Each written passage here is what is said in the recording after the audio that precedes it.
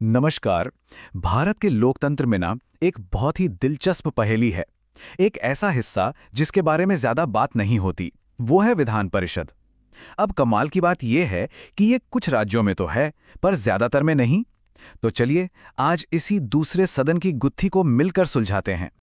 तो हमारे आज के विश्लेषण का सबसे बड़ा सवाल यही है, आखिर ऐसा क्यों है? क्यों कुछ राज्यों को लगता है कि उन्हें दो दो हाउस चाहिए, विधानसभा भी और विधान परिषद भी, जबकि बाकी राज्यों का काम एक से ही बढ़िया चल रहा है? यही वो सवाल है जिसके जवाब हम आज ढूंढने निकले हैं। तो इस पूरे टॉपिक को अच्छी तरह समझने के लिए हमारा रोड मैप कुछ ऐसा रहेगा।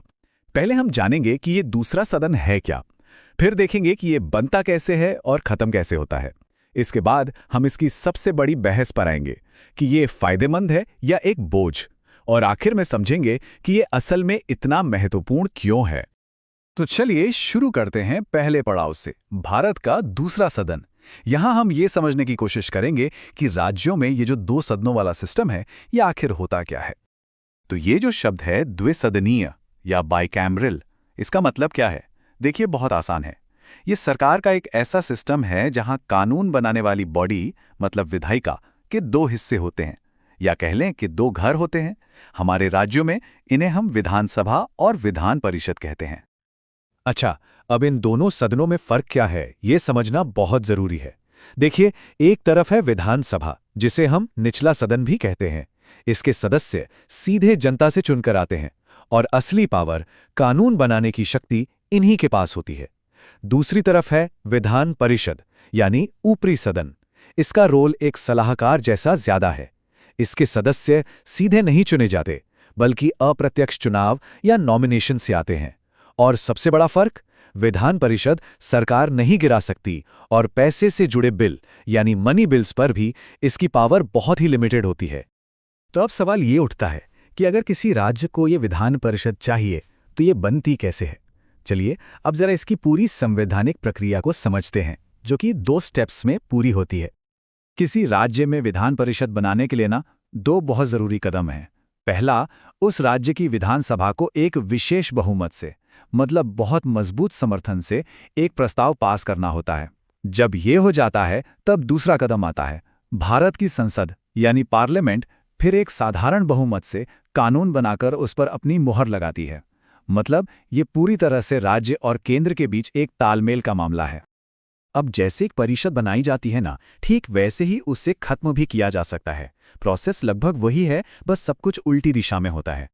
और ये प्रक्रिया बिल्कुल वही है, एकदम सेम टू सेम। राज्य की विधानसभा पहले विशेष बहुमत से परिषद को खत्म करने का प्रस्ताव पास करती है, और फिर हमारी संसद एक साधारण बहुमत से कानून बनाकर उसे फाइनल कर देती है। तो बनाना हो या खत्म करना हो, रास्ता एक ही है। और अब आते हैं इस पूरे विश्लेषण के दिल पर, सबसे बड़ी बहस। क्या ये विधान परिषदें वाकई एक जरूरी चेक पॉइंट है जो जल्दबाजी में बन रहे कानूनों को रोकती हैं, या फिर ये बस सरकारी खजाने पर एक फालतू का बोझ है? तो पहले उन तर्कों को देखते हैं जो कहते हैं कि हाँ, एक राज्य में दूसरा सदन होना चाहिए, ये जरूरी है। जो लोग इसके पक्ष में हैं, उनका कहना है कि ये परिषद एक रिव्यू चैम्बर की तरह काम करती है। मतलब विधानसभा से अगर कोई बिल जल्दबाजी में पास हो गया तो ये उसे दोबारा जांचती है, उस पर ठंडे दिमाग से सोचती है। ये एक ऐसा प्लेटफॉर्म भी है जहां कला, विज्ञान, समाज सेवा जैसे अलग अलग फील्ड्स के एक्सपर्ट्स जो चुनाव नहीं लड़ना चाहते, वो भी कानून बनाने में अपना योगदान दे सकते हैं। यहां पर पॉपुलिस्ट दबावों से हटकर मुद्दों पर गहरी और गंभीर चर्चा हो पाती है।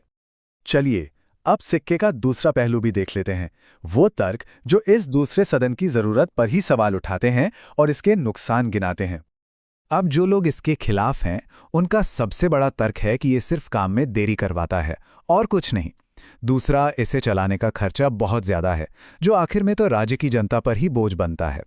इस पर यह भी आरोप लगता है कि पार्टियां इसे अक्सर चुनाव हार चुके अपने नेताओं को सेट करने के लिए इस्तेमाल करती हैं, और क्योंकि इसके सदस्य सीधे जनता नहीं चुनती, तो कई लोग इसे लोकतंत्र के सिद्धांत के खिलाफ भी मानते हैं।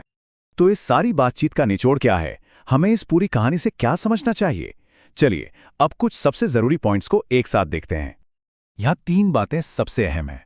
पहली, इसे बनाने या खत्म करने की जो प्रक्रिया है, वो हमारे देश के फेडरल स्ट्रक्चर का एक बेहतरीन उदाहरण है, जहां राज्य और केंद्र मिलकर फैसला लेते हैं। दूसरी बात, ये फैसला कभी भी सिर्फ प्रशासनिक नहीं होता, इसके पीछे गहरी राजनीति होती है। परिषद बनाना या हटाना अक्सर सत्ता पक्ष और विपक्ष के बीच एक बड़ा राजनीतिक मुद्दा बन जाता है। और तीसरी और सबसे जरूरी बात, ये पूरी बहस एक पुराने सवाल पर आकर रुक जाती है। हमें शासन कैसा चाहिए? तेज और फटाफट फैसले लेने वाला, या फिर धीमा लेकिन सोच समझकर और विवेक से काम करने वाला? तो अंत में हम आपको इसी एक बड़े सवाल के साथ छोड़कर जा रहे हैं। आज की इस तेज रफ्तार दुनिया और लोकतंत्र में क्या विधान परिषद जैसा बुजुर्गों का सदन एक समझदारी वाला ब्रेक है जो हमें गलतियां करने से बचाता है, या फिर ये सिर्फ एक महंगी देरी है जो विकास की रफ्तार को धीमा करती है? इस पर सोचिएगा जरूर।